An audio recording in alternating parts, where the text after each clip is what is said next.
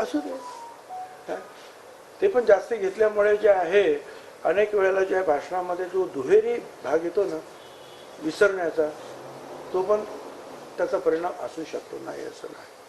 पण ठीक आहे, आता तूर्त त्यांनी सांगितलं की ते 20 जानेवारीपर्यंत शांत बसणार आहे, तोपर्यंत ते हॉस्पिटलमध्ये राहतील. कारण ते एक बाहेर तरी असतात किंवा ते हॉस्पिटलमध्ये तरी राहतात. तरी गर्जना मात्र फार मोठ्या मोठ्या करतात. आता एवढ्या मोठ्या मोठ्या गर्जना करतात, छातीवर हात ठोकून असं. एक 12 इंच छाती, त्याच्यामध्ये जर ठोकून ठोकून काय गडबड झाली तर त्याच्यामुळे ते जर त्याने तब्येतीला सांभाळावं, एवढीच माझं त्यांना सांगणं आहे. तुम्ही तुमची जी लढाई लोकशाही मार्गाने लढा, पण तुम्ही अरे म्हटलं तर कोणीतरी कार्य म्हणणारच आहे. मला हौस नाही आहे कोणाला दुखवण्याची, कोणाच्या विरुद्ध बोलण्याची. मला माझी जबाबदारी समजते आहे. पण सारखं सारखं सारखं सारखं तुम्ही जर बोलत राहिला, वाटेल त्या मागण्या करत राहिला, मग मला बोलावं लागतं. एवढंच मला साहेब. पण 20 तारखेसाठी सरकार तयार आहे का? जर एवढे संख्येने जर मराठा बांधव आलेत मुंबईमध्ये तर सरकार तयार आहे? काय तुमचं ते हायपोथेटिकल क्वेश्चन. एवढे लोक मुंबईमध्ये येणार? पंढरपूरच्या आमच्या विठोबाच्या यात्रेला सगळ्यात जो मोठा जमाव असतो किंवा मोठी लोकसंख्या ते पंढरपूरच्या यात्रेला असते. तिथे सुद्धा तेवढं नसतं. आता याचं काय तुम्ही ऐकून बसले? म्हणजे त्याने असं वाटतं की सगळा मराठा समाज त्यांच्याच बाजूने. आणि त्यांचं गणित असं आहे की 6-7 कोटी मराठा आहे, म्हणजे 50-60 कोटी, 50-60% 50-60% मराठा. त्याच्यात 54% मिळवले तर झाले किती? 114%. 3% ब्राह्मण, 117%. बाकीचे जे अनेक जे आहेत, जैन धर्मी असतील, अमुक तमुक तमुक गेले 150%वर. त्यामुळे तर आम्ही म्हणतो की जनगणना करा कुठल्याही परिस्थितीमध्ये, काय मग यांना कळेल की यांची जी आहेत सगळ्यांची लोकसंख्या किती आहे, आणि द्या ना मग त्या लोकसंख्येच्या प्रमाणामध्ये सगळ्यांना आरक्षण. माझं काही म्हणणं नाही, सगळ्यांना द्या, हरकत करा ना, जनगणना करा ना, जातगणना करा. जनगणना म्हणजे जातगणना. आता परवाच्या दिवशी सुद्धा जे आहे 2 दिवस ते झाले नागपूरला,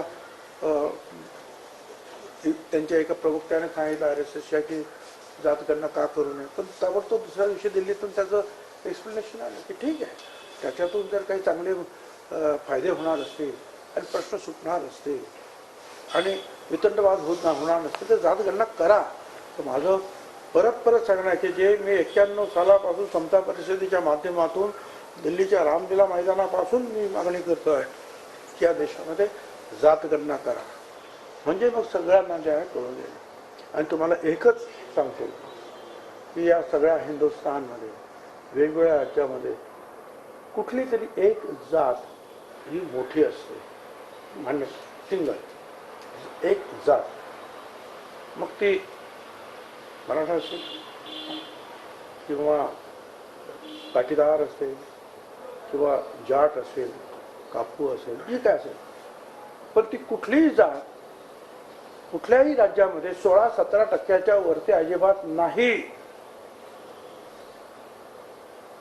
कुठल्याही परिस्थितीत नाही.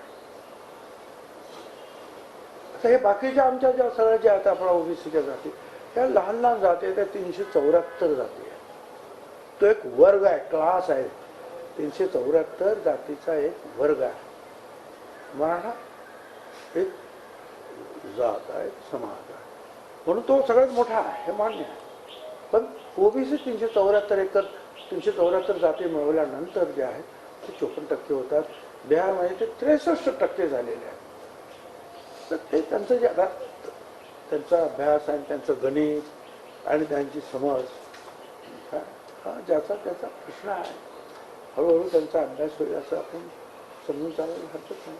ते मागे काही नोटीस देण्यात आलेले होते आणि त्या नोटीस संदर्भात कुणाला जर पोलिसांनी अटक केली तर पोलीस स्टेशनमध्ये जाऊन बसा आणि मंत्र्यांच्या घरी जाऊन बसा आणि तिथल्या लोकप्रतिनिधींच्या घरी जाऊन बसा, असंही त्यांनी आजच्या भाषणामध्ये काय ते आवाहन केलेलं आहे. चालेल ना, लोकशाहीच्या मार्गाने जे आहे, जर कुठे कुणी अन्याय करत असेल असं वाटलं तर लोकशाही मार्गाने जे आहे काय तुम्ही मंत्र्याच्या घरासमोर बसा, आमदारांच्या घरासमोर बसा, पोलीस स्टेशनच्या शांततेनं बसा.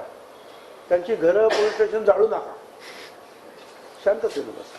हरिभाऊ राठोड यांनी असं म्हटलं की चल, ओबीसी तू- आरक्षण टक्के 10 वाढवून चला देतात. चला चला साहेब तुम्ही काहीतरी कुठले तरी प्रश्न विचार कोण हरिभाऊ राठोड. तुम्ही जे मेसेजेस दाखवले कागदाचे इंटरव्ह्यू मध्ये दाखवले त्याला उद्देशून जरांगे पाटील म्हणाले की आता तर ते पिशवीमध्ये कागद घेऊन फिरतायत, जर आता शांत नाही बसले तर पुढे जाऊन मग दगड केळी अशा गोष्टी घेऊन ही चिथावणी आहे का? कोण दगड घेऊन मी?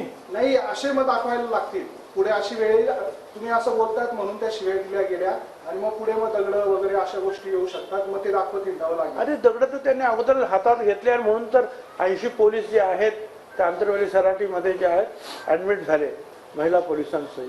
ते आता होम मिनिस्टरने सांगितलं ना हाऊसमध्ये उत्तर देताना की 80 पोलीस ते काय काय पाय घसरून पडलं का 80 पोलीस? त्यांच्या त्यांना दगडामध्ये तर ते करतातच आहे, जाळपोळ तर करतातच आहे. हे सगळ्या महाराष्ट्राने पाहिलं, जगाने पाहिलेलं आहे. त्याच्याबद्दल आणखीन काय बोलणार.